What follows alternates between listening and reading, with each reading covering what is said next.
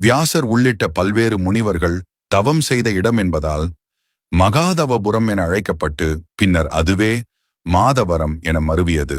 அத்தகைய புண்ணிய பூமியான மாதவரத்திலிருந்து அருள் பாலிக்கின்றார் அருள்மிகு கனகவல்லி நாயிகா சமேத ஸ்ரீகரி வரதராஜ பெருமாள். இவ்வாலயம் சுமார் 1300 ஆண்டுகளுக்கு மேற்பட்டது என்று கூறப்படுகின்றது. திருப்பதி பெருமாளை போன்றே இடது கரத்தில் கடிக ஹஸ்தம் கொண்டுள்ளதால் இவருக்கு வேங்கடவரதன் என்ற பெயரும் உண்டு. ஒருமுறை இந்த பெருமாள் இவ்வாலய அர்ச்சகர் வழங்கிய தேனை அருந்தியதால் இவருக்கு தேன் உண்ட பெருமாள் என்ற சிறப்பு பெயரும் உண்டு. தாயார் கனகவல்லி தனிச்சந்நிதியில் அருள் பாலிக்கிறார்.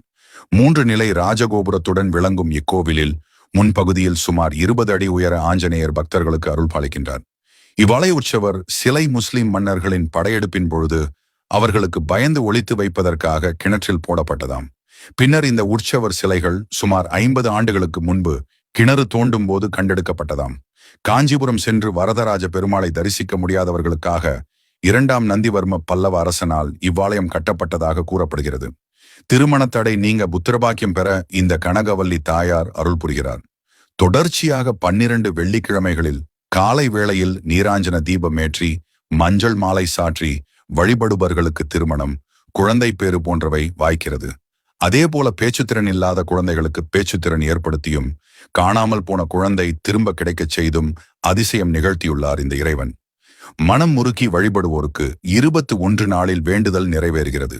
இங்கு மேலும் ஆண்டாள், கோதண்டராமர், சீதாதேவி, லக்ஷ்மணர், ஆஞ்சநேயர், சுதர்சனாழ்வார், நரசிம்மர், தன்வந்திரி, லட்சுமி ஹயக்ரீவர், லட்சுமி வராகர், ஆழ்வார்கள், நாகதேவர்கள் ஆகியோரையும் தரிசிக்கலாம்.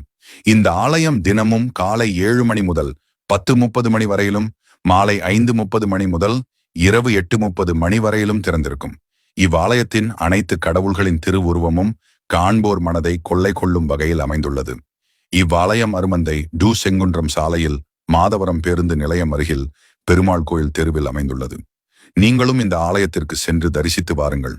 இது போன்று பழமையான ஆலயங்கள் குறித்து அறிய எங்கள் சேனலை பின்தொடருங்கள்.